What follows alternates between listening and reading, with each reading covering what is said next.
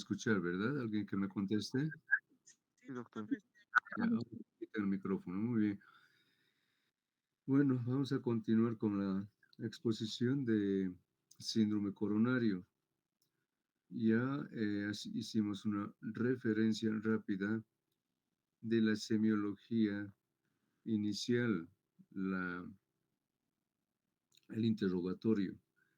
Entonces, la anamnesis instrumento tremendamente importante para el inicio del diagnóstico y la sospecha de un diagnóstico de síndrome coronario, ya sea un ángulo inicial que esté comenzando o un ángulo que progresivamente va hacia el infarto de miocardio. El diagnóstico más importante para no desmerecer el dolor torácico de origen cardíaco es hacer una correcta anamnesis como antes ya los habíamos visto. El realizar una anamnesis superficial y calificar el dolor como un dolor osteomuscular o de cualquier otra naturaleza menos de un síndrome coronario puede significar la vida del paciente. Entonces, sí, aparentemente uno dice es una pérdida de tiempo, etcétera, en hacer una correcta anamnesis, pero en el transcurso de mi profesión he visto la mayor parte de los errores que se cometen es al inicio al realizar una anamnesis no completa, como debe hacerse, y calificar el dolor torácico como un dolor no coronario, siendo este sí. Y hemos visto que para esto, desde el interrogatorio de los antecedentes son de importancia.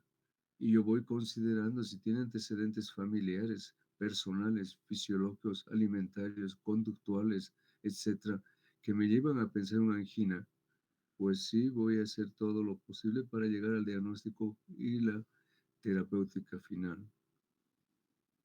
Ya nos vamos a abocar un poco más a la exploración física. Después de haber hecho una anamnesis correcta, entonces nosotros los instrumentos que importantes en la exploración física son la inspección, palpación, percusión, auscultación.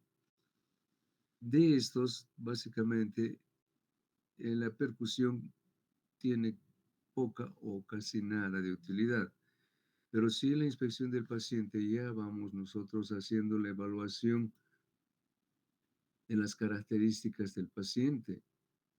Iniciamos ya una buena exploración física, nos habla del estado hemodinámico del paciente para ver si hay compromiso severo, etcétera. Ya empezamos con los signos vitales que ustedes ya han visto en semiología general, ¿no? La determinación de la frecuencia cardíaca, la frecuencia respiratoria, la oxigenación, etcétera, la presión arterial, ¿no?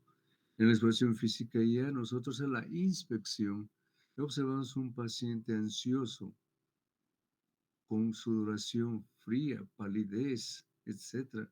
Eh, Cuando nosotros realizamos la auscultación cardíaca, que vamos a detallar después un poco más, encontramos aumento de la frecuencia cardíaca, un ritmo irregular presente, auscultación de un tercer o cuarto ruido. Ustedes saben en semiología normal, se ausculta el primero, el segundo ruido, eventualmente un cuarto ruido en los niños, etcétera. Pero ya cuando encontramos, hallamos la presencia de un primer, segundo, tercer, cuarto ruido, estamos hablando de un ritmo de galope. Ya nos está hablando de un compromiso severo del, la función cardíaca. Podemos encontrar compromiso pericárdico, tal vez brotes pericárdicos a la auscultación, o la presencia de soplos que antes no existían, que hablamos anteriormente, que nos está indicando que puede haber una ruptura por lesión del músculo papilar, una ruptura de esta, condicionando una insuficiencia mitral severa que antes no tenía. Y ya vamos a ver que la auscultación pulmonar importante porque ya nos va a hablar incluso del estado hemodinámico del paciente, la determinación de los pulsos periféricos, etc. Bueno, vamos a ver detalle.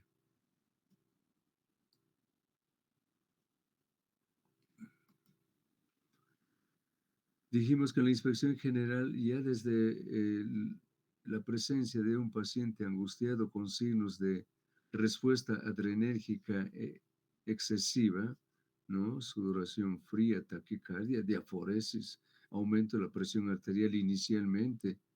Ya nos está hablando de que hay un compromiso hemodinámico importante. Puede tener este paciente puede estar con datos de bajo gasto. En lugar de encontrar un aumento de la presión arterial, encontramos un paciente con hipotensión arterial, ¿no?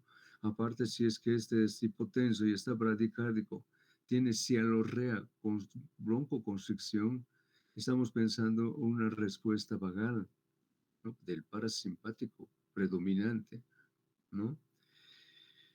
Entonces, presión arterial baja, aumento excesivo de la frecuencia cardíaca y unos signos de respuesta adrenérgica o colinérgica nos hablan de un serio compromiso del estado hemodinámico del paciente. No, finalmente, esto sí que continúa con su evolución, puede llegar al síncope, estado de shock o a la defunción del paciente. Vamos a recapitular las respuestas. La respuesta vagal en un infarto predominante, un infarto agudo de miocárdico y respuesta adrenérgica.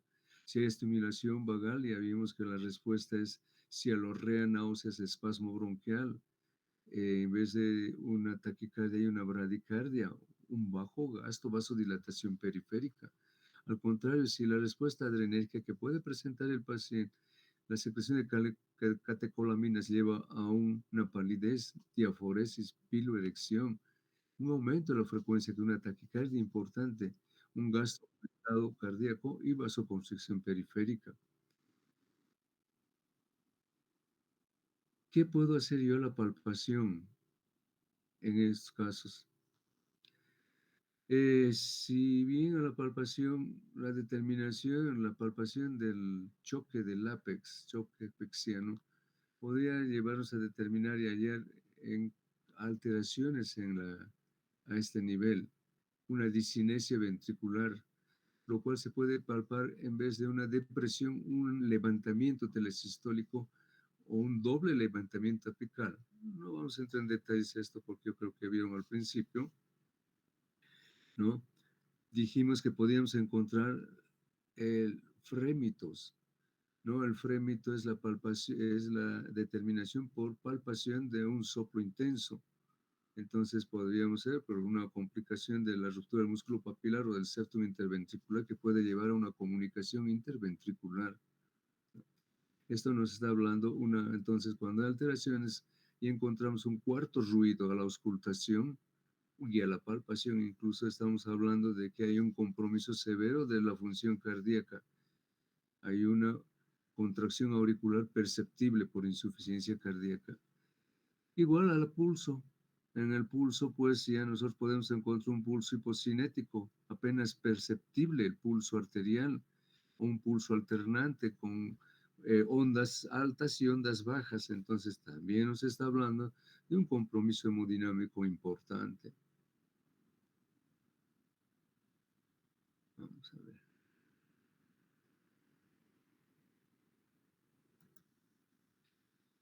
Hace un momento les dije que la auscultación de los campos pulmonares incluso nos puede llevar a hacer una evaluación del estado de severidad y compromiso del paciente, ¿no?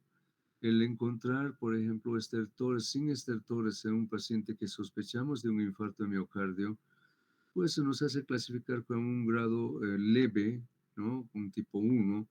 Pero si encontramos la presencia de estertores crepitantes en los campos pulmonares, más en las bases pulmonares, ya nos está hablando de una falla ventricular izquierda. Entonces estamos diciendo ya un compromiso más severo, tipo 2.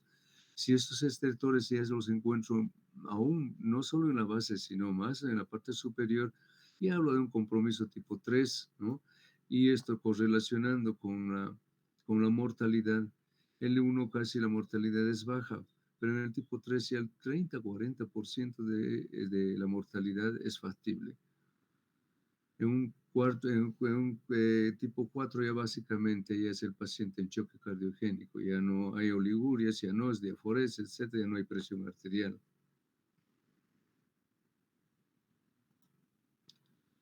La auscultación.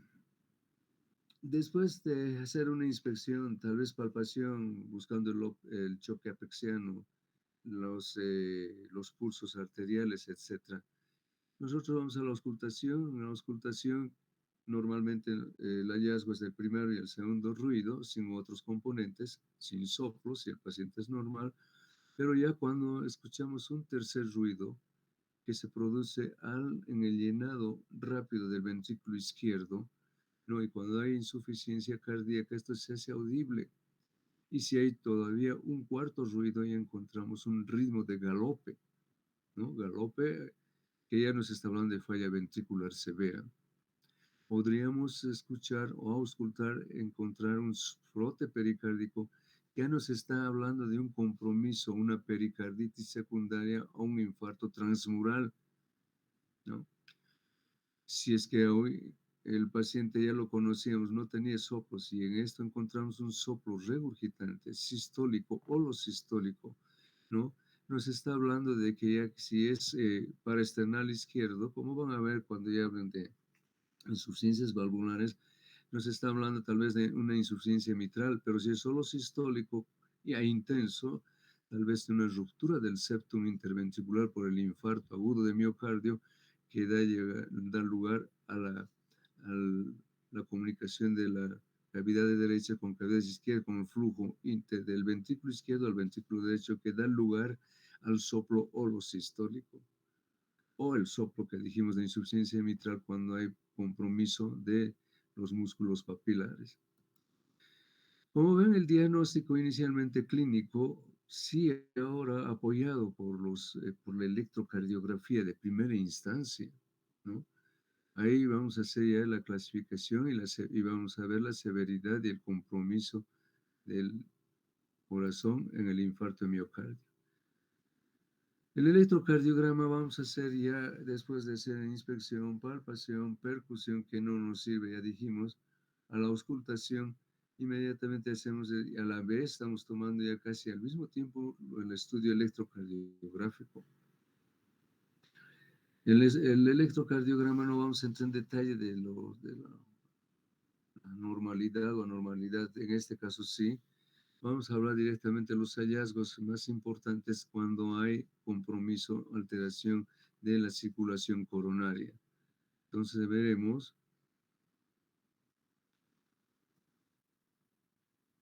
Vamos a observar que podemos nosotros en un electro normal encontramos una onda P, el complejo QRS, el segmento ST y la onda T normalmente. Entonces, las alteraciones, cuando hay isquemia, todavía no estamos hablando de infarto, principalmente se manifiestan en la onda T. Si esta se hace prominente, el asa ascendente y el asa descendente son similares, nos está hablando de una onda T picuda que habla de una isquemia subendocárdica. Si al contrario esta onda T se deprime, ¿no? Y se hace negativa, nos está hablando de una isquemia subepicárdica. No estamos hablando del segmento ST. El segmento ST, que normalmente es isoeléctrico, o sea, está en el mismo nivel del segmento PR, aquí en este caso vemos que hay un sobredesnivel, un sobredesnivel importante del segmento ST, que nos está haciendo pensar en una lesión subepicárdica, transmural incluso, ¿ya no? Si es que esta tiene infradesnivel, más bien está intradesnivelado, pensamos en una lesión subendocárdica, pero ya vimos anteriormente que en el segmento ST supradesnivelado estamos pensando en un infarto transmural. Fíjense. En base a eso nosotros hacemos la clasificación entonces de un síndrome coronario con elevación, ya vimos del segmento ST, sin elevación del segmento ST, sin elevación del segmento ST, más marcadores cardíacos, las enzimas, etc. Y hablamos de un infarto de miocardio y más después si hay presencia de onda Q en el electrocardiograma, en las diferentes derivaciones, hablamos de un infarto transmural. Si no hay elevación de segmento ST, podemos estar pensando en ángulo inestable o directamente cuando no hay elevación, pero hay aumento de las enzimas del miocardio, los marcadores del infarto de miocardio, hablamos de un infarto de miocardio sin onda Q.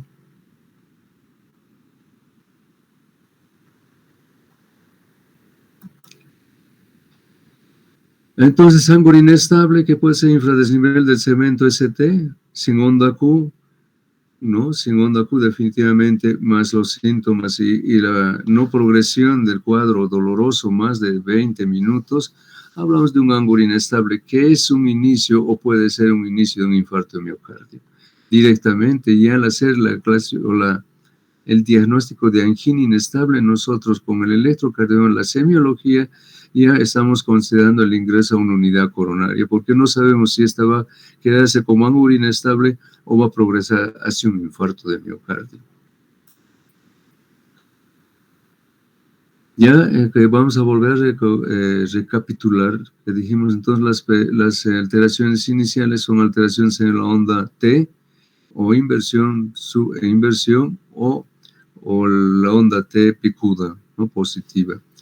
Entonces, después está la alteración en el segmento ST, en al menos 2 derivaciones contiguas. Como decía, vamos a ver rápidamente cuando el compromiso es distinto, cuando el infarto es inferior, anterior, etc.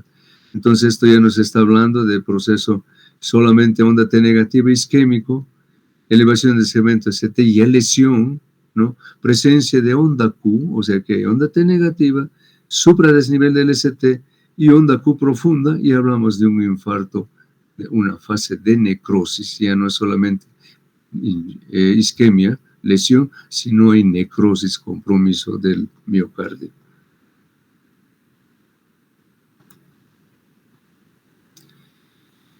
Normal otra vez, un electrocardiograma normal, una onda P que no se ve aquí, un complejo QRS, una onda T de características normales.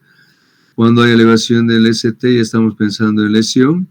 Esta elevación de la onda ST, si es y aparece onda Q y es duradera, horas, podemos hablar ya de un infarto, pero estos cambios pues, son progresivos. En 1, 2 días persiste la elevación del segmento ST y hay inversión de la onda T, con onda Q profunda que nos habla, como dijimos, de un infarto miocárdico.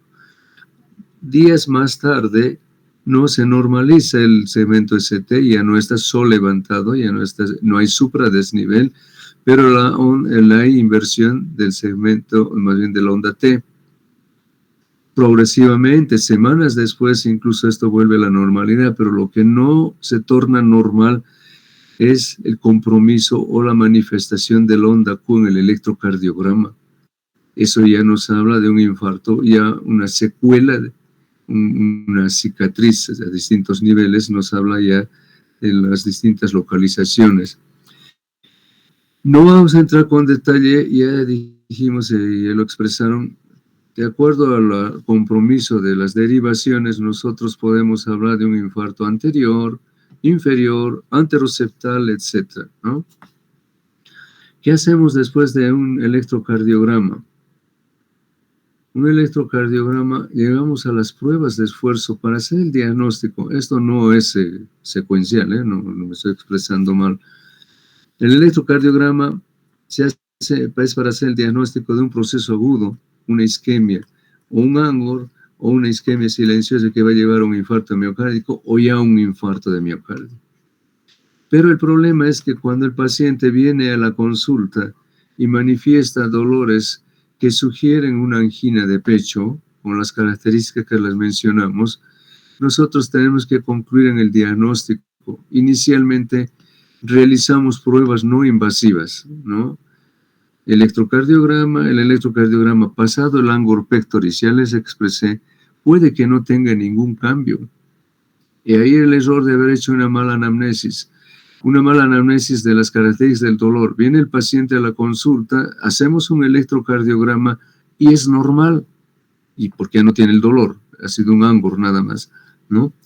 Y nosotros lo calificamos como un dolor torácico de cualquier origen, osteomuscular, etc. Damos un analgésico y mandamos a la casa al paciente. Pero Si es que no hicimos el anamnesis correcta y esta es un angor pectoris, estamos cometiendo un serio error. Entonces, el paciente después puede volver a la consulta o al hospital ya con un infarto establecido, un estado de shock o peor ya el paciente o los familiares para recabar su certificado de defunción. Bueno, una vez que hacemos y sospechamos una angina con una buena anamnesis y hacemos un electrocardiograma, aún siendo esta normal, nosotros tenemos que llegar al diagnóstico, a la conclusión diagnóstica de que sí hay o no indicios mayores de un compromiso isquémico del miocardio. Para esto están las pruebas no invasivas, como la prueba de esfuerzo.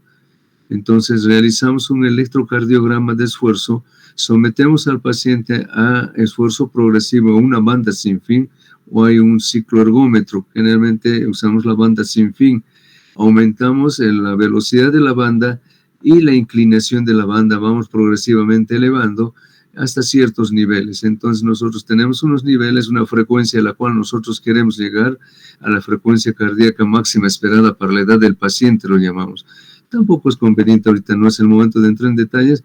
Entonces, llevando todos los requisitos, nosotros hacemos una evaluación del electrocardiograma, los cambios del electrocardiograma durante el esfuerzo. Y si hay un compromiso de la circulación coronaria por obstrucción parcial de las coronarias, que todavía no estamos hablando de infarto, nosotros vamos a ver alteraciones, cambios en la onda T negativa, si esta se torna negativa, elevación del segmento ST, o se va muy para arriba o muy para abajo, supradesnivel, infradesnivel, onda T negativa, y el paciente puede presentar incluso manifestaciones clínicas, ¿no? Disnea intensa, mayor de la esperada para el esfuerzo que realiza. Dolor precordial, o sea, un angor pectoris. Nosotros, más los cambios electrocardiográficos, inmediatamente suspendemos la prueba de esfuerzo y la calificamos como positiva. Quizás hay otros métodos diagnósticos iniciales, como la radiografía de tórax, que nos puede hablar de la silueta cardíaca, de las características de la circulación en el pulmón lado derecho, tanto el izquierdo, y observar la silueta cardíaca si hay algún cambio en el diámetro, si hay cardiomegalia, ¿no? Si hay una cardiomegalia, paciente con dolor anginoso, estamos pensando ya que puede haber falla ventricular, como en esta imagen hay una cardiomegalia grado 3 casi, en la cual nos está hablando ya de que hay un compromiso hemodinámico importante, más los síntomas que hemos referido, y los hallazgos clínicos y electrocardiográficos. Fuera de esto, hay varias todavía técnicas no invasivas, como las técnicas radioisotópicas. Estamos hablando de un paciente con angor pectoris, no estamos hablando de un infarto miocárdico, un paciente en el cual tuvo episodios dolorosos que sugieren angina de pecho, que nos hace empezar en un proceso isquémico. Entonces ya hicimos una prueba de esfuerzo, la placa de tórax que casi va junto con el electrocardiograma. Las técnicas radioisotópicas, podemos inyectar talio, ¿no? Y hacer tecnesio 99, y observamos la vascularidad, o sea, si hay procesos o áreas donde no hay vascularidad isquémicas y que nos hacen pensar, se llama la gamografía cardíaca, ¿no? Imágenes normales que aquí podemos observar, e imágenes donde ya no hay más circulación y no hay impregnación de la radiación. Entonces vemos que en esta imagen, en la cara inferior, básicamente no hay impregnación, nos habla de una isquemia severa o un infarto de miocardio. Otro estudio no invasivo, todavía no invasivo, es la realización de ecocardiografía. La ecocardiografía actualmente se hace con mucha precisión, los equipos de alta sensibilidad, en las cuales vimos como esta imagen, esta es una imagen apical de 4 cámaras, vemos ventrículo izquierdo, aurícula izquierda, ventrículo derecho, aurícula derecha, ¿no? Entonces apreciamos las características, primero estructurales, las dimensiones del ventrículo izquierdo, en este caso se hace en comparación con el ventrículo derecho es de mayor es más grande que el ventrículo izquierdo, no está hablando de una falla ventricular del lado derecho, ¿no? Entonces, vamos a observar en la ecografía bidimensional. Entonces, observamos la presencia de algunas alteraciones como hallazgo de trombos intraventriculares, ¿no?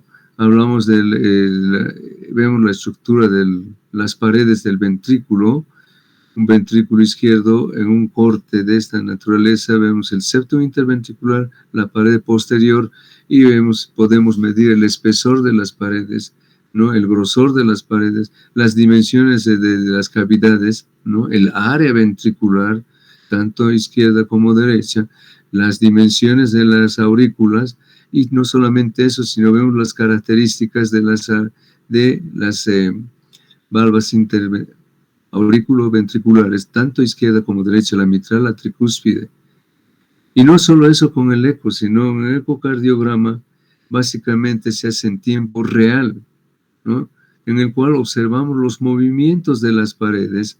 Los movimientos deben ser simétricos, los movimientos de tanto en la pared del ápex, de la pared anterolateral, ¿no? El septum interventricular, en este caso, los movimientos son parejos, no hay alteración, no hay una pared que se mueva menos.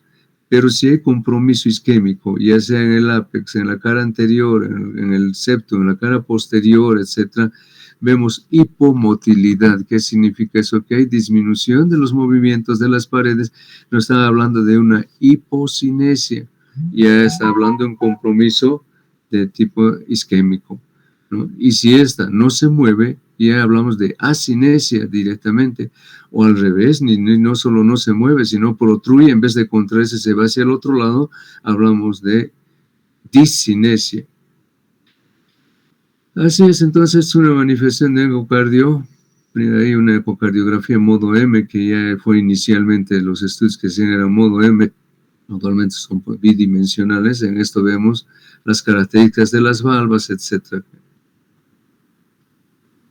Con la ecocardiografía no solamente vemos las características de las paredes, de las válvulas, sino si en el tiempo real observamos y podemos cuantificar la función en base a las ondas que nosotros detectamos con el Doppler, ¿no?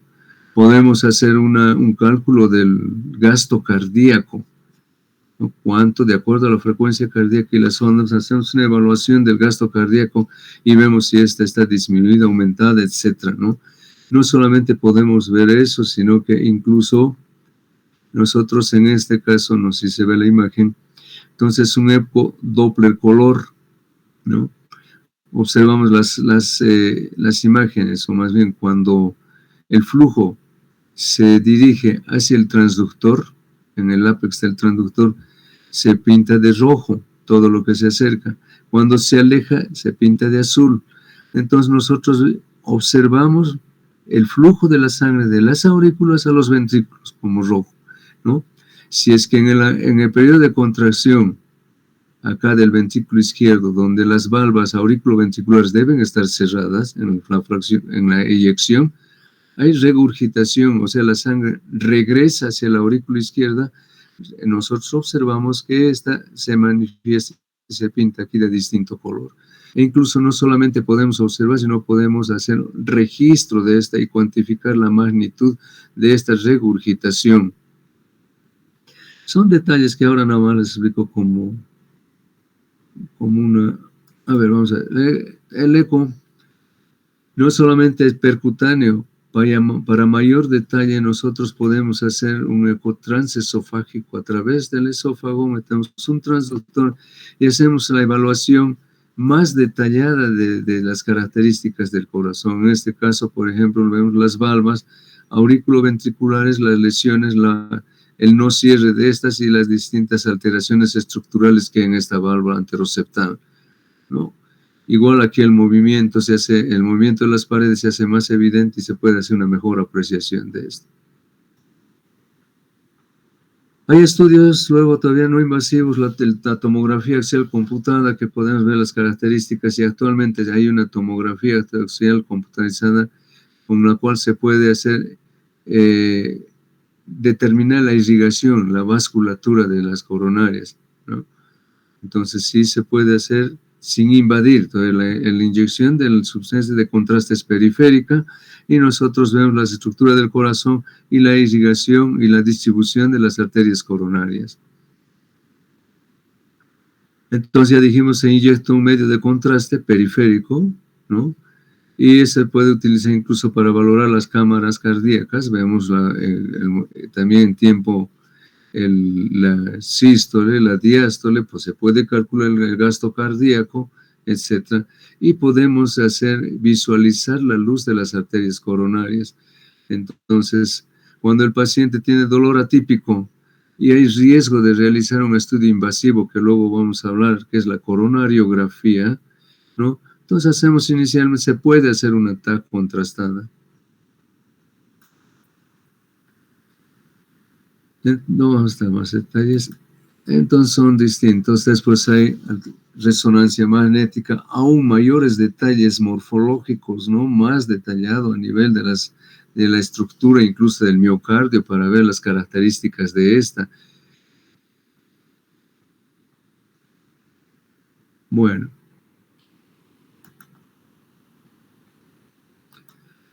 Luego de todos estos, de hacer la evaluación clínica, electrocardiográfica, radiológica, ecocardiográfica, haber hecho pruebas de esfuerzo, etc. Bueno, en el caso de un dolor anginoso agudo, ya nosotros podemos proceder incluso inmediatamente a la realización de angiografía. Pero no solamente a un dolor agudo. Si es que el paciente tiene una prueba de esfuerzo positiva, que sugiere una obstrucción coronaria, nosotros tenemos que hacer evidente esta obstrucción para ver qué tratamiento y conducta terapéutica podemos asumir. Entonces, este sí es un procedimiento invasivo en el cual se hace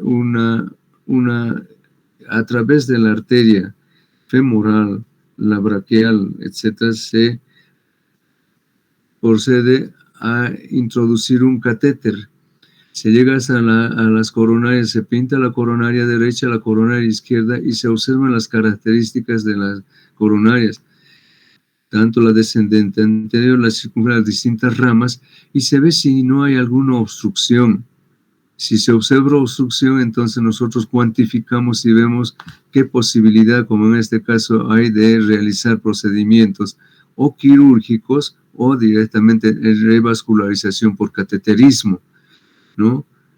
El colocar un stent y llevar a la dilatación de esta área obstruida. Podría ser, pero ya este es un proceso o es un procedimiento invasivo que se realiza ya después de haber hecho todos los otros procedimientos para llegar a la conclusión diagnóstica y tomar la decisión terapéutica. O hacemos intervención quirúrgica o solamente hacemos tratamiento por cateterismo, que ahora está muy en boga. Entonces hacemos de la dilatación. Antes se hacía una dilatación con un balón, una plastilla llamamos, pero al otro tiempo, a los 2-3 meses, se volvió a obstruir. Entonces ahora se coloca un stent. Ese stent es una malla en la cual distiende la arteria obstruida y así. Entonces, bueno, por último, cuando ya hay un angor pectoris, cuando hay un dolor que sugiere una angina de pecho, que sugiere infarto, hacemos la determinación de las distintas enzimas, la creatinfosfoquinasa, ¿no? Esta, la fracción MB es la fracción cardíaca. Si hay elevación de esta, entonces ya estamos pensando en que hay necrosis, calificamos de infarto miocárdico. También podemos hacer marcadores biológicos como la troponina T, que se eleva a etapa más temprana. Entonces concluimos el diagnóstico electrocardiográfico, enzimático, más la clínica de infarto agudo de miocardio. Bueno, mencionar rápidamente, una vez que hacemos diagnóstico de esta, pues nosotros tenemos que tratar de desobstruir las placas o las obstrucciones. Será con el balón, como aquí ven, un dispositivo es un balón, un globito que infla y produce la dilatación de esta área obstruida. O directamente, ya les también mencioné que al tiempo de esto, antes se realizaba esto hace muchos años, solamente este procedimiento, había una nueva evolución de la placa con obstrucción. Entonces se pone una malla milimétrica, una malla, un stent, para llevar a una dilatación más prolongada. Tratamiento después, el tratamiento después del infarto de miocardio, reposo absoluto, tratamiento medicamentoso, vasodilatadores con los nitratos, antagonistas de los beta-adrenérgicos, ¿no? Oxígeno permanente, etc. Hay el tratamiento antitrombótico durante el infarto agudo de miocardio, podemos inyectar antiagregantes plaquetarios, anticoagulantes, inmediatamente disolver las placas para luego llegar a los procedimientos de stent, etc., ¿no? El tratamiento a largo plazo, dejar el hábito tabáquico, llegar a tener un peso óptimo, disminuir los niveles de colesterol, triglicéridos mediante medicamentos y tratamiento dietético, hacer un buen control de la presión arterial, llevar una normotensión a un paciente hipertenso. Si es diabético, un excelente control de la glicemia nos lleva a una disminución de la evolución, de la progresión de la isquemia, de las placas ateroscleróticas. Bien, muchachos, entonces es una visión rápida, una visión panorámica de lo que es el síndrome coronario, llevando desde la angina hasta el infarto de miocardio. Bien, espero que pues por lo menos les sirva de ilustración, porque esto van a ver con detalle ya en el próximo año en cardiología y a todos estos aspectos. Que tengan muy buenos días. No sé si se escuchó perfectamente. ¿Tuvieron alguna dificultad? Lo escucho completo, doctor. Gracias. Muy bien.